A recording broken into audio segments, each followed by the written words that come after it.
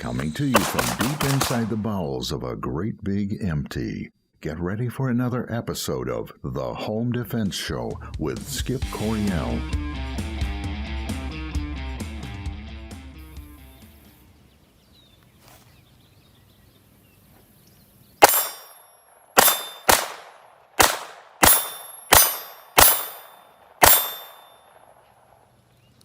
This is Phoenix Coryell. Welcome to the Home Defense Show. Hey folks, welcome to the Home Defense Show. This is your host Skip Coryell. Today we're going to talk about defending against riots. How do you survive a riot? Why are we going to talk about that today? Well, there was a April 4th in Grand Rapids, right here in West Michigan. There was a police officer. Let me read the intro to the article here. It says the Grand Rapids Police Department released several videos on Wednesday of an officer shooting and killing a black man last week during a traffic stop after a brief struggle over the officer's taser. The release, which included dash cam footage, body cam footage, a neighbor's doorbell camera, and bystander video, was released quickly for the sake of transparency, Grand Rapids Police Chief Eric Winstrom said. The officer, a white man who has not been identified, pulled 26-year-old Patrick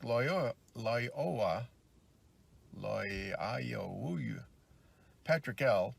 over on the morning of April 4 because his car's tags didn't belong to the vehicle. Loyola, who is from the Democratic Republic of Congo, got out of the car before the officer could reach him. The officer asked for his license and told him to get back in the car, but he refused, then started running away. After a brief foot chase, the officer grabbed Loyola and the two started struggling for the officer's taser. After about 2 minutes, the officer pulled his handgun and shot him once in the head, killing him.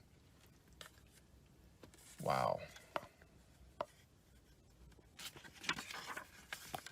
You know, in the Marines, we would have called that a shitstorm.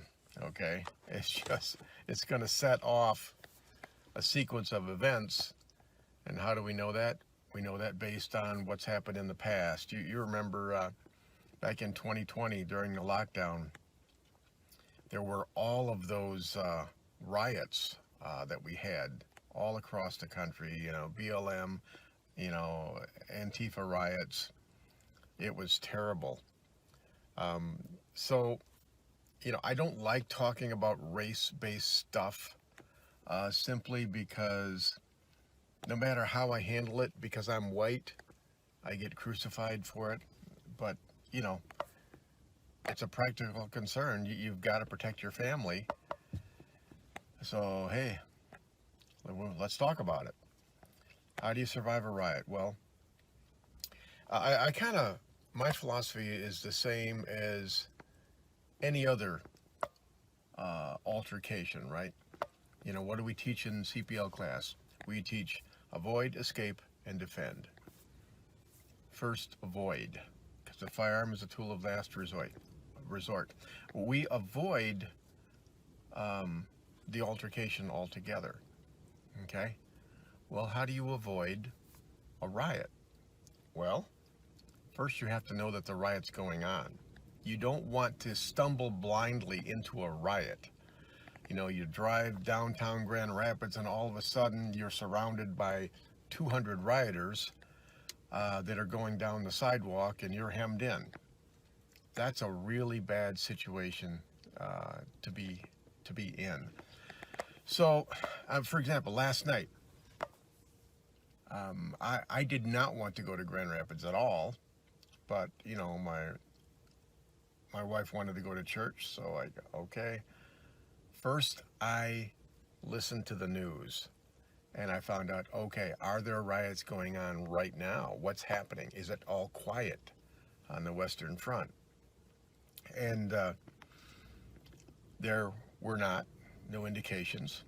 Then on the way there, driving down, you know, US 131, I listened to Skyview traffic, because that's going to be news is like every half hour. Sky view traffic, that's like every 10 minutes or so. So that's going to give me a much more timely thing. So if there is rioters blocking, the S curves on US 131, then I know, okay, I want to take a different way. So you need real-time intel, as much information as you can possibly get, so that you can avoid that confrontation. Okay? Avoid escape. Escape is a little tougher. If you see the riot up ahead, you can stop, turn off on a side road, get out of there. Beat feet. Don't drive up to a riot. Okay? Because at that point, you've lost all control. All you can control is what you can do. But as soon as you drive up there, you get hemmed in. You got people, jumping up and down on the roof of your car. For me, it's like I got my wife and 3 kids in the back seat. What am I going to do? Okay?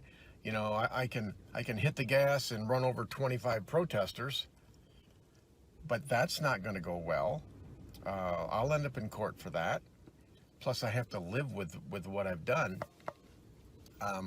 Pull out my gun and just start shooting. That's not a good way to go either. Okay? The best way to go is to avoid. You've got to know ahead of time. Don't blunder into anything at all. Escape, if you can get out of there, go ahead and get out of there. Worst case scenario is you can't avoid it. Maybe it was a flash mob. You couldn't avoid it. You couldn't escape from it because they had you hemmed in. Now they're smashing the windows and they're pulling my 11-year-old little girl out the window. At that point, I can't take on 50 people with my bare hands. I can't do it. I grab onto my little girl, I jerk her back in, I hit the gas. If I run over people, I'm going to have to live with it. Part of living with it is going into court. So, I limit my trips to the city. I try and stay out of the city. I try to avoid altercations. I do my best. I try to escape.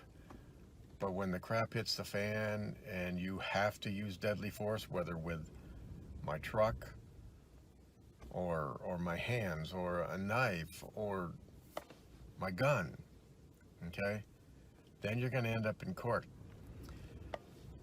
I would not carry in today's world without some really good legal protection. Okay, and I'm not talking about the guy who handled your divorce, okay, the guy who wrote up your will. I'm talking about a self-defense lawyer with a history of winning capital murder cases. For me, I've chosen United States Concealed Carry Association. Okay, they're like 700,000 strong. They've got good financial backing, just a huge network of good vetted self-defense lawyers. So that's what I've chosen for me. I recommend that you do the same thing, because you might need $200,000 to defend yourself in court. You might need that $250,000 for bail money, because what's going to happen is it's going to be politicized. Once it's politicized, it's kind of out of your hands. It grows, it morphs, it becomes national at that point, like it did with Kyle Rittenhouse and George Zimmerman. Even though they were both acquitted, it really screwed up their lives for a long, long time, for the rest of their lives. So you need that legal protection. Check out uscca.com. Okay, that's about all I have to say about that. Avoid, escape, or defend. Preferably avoid. Okay, because 85% of altercations do not rise to the level of deadly force. They rise to the level of coffee frappuccino. So, check out our sponsors, Center Shot Indoor Gun Range, centershotgunrange.com, where it's always a perfect 70 degrees. And then uscca.com. I have posted the text to an article that I wrote back during the 2020 riots, User's Manual, How to Survive a Riot. It'll give you a lot more details than what I've just talked about here. Read through that. There should be a link to USCCA where you can check them out. Get trained, get armed, avoid, escape, defend. All right, this is Skip Coryell on a Home Defense Show. Have a nice spring. I'm getting ready to go mushroom hunting here. All right, have a great day. Stay safe. God bless.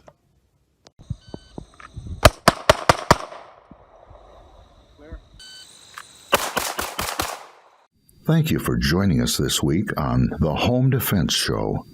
Now, get out there and protect the ones you love. We'll see you next week with more of the best in home defense. Bye-bye, boys! Have fun storming the castle!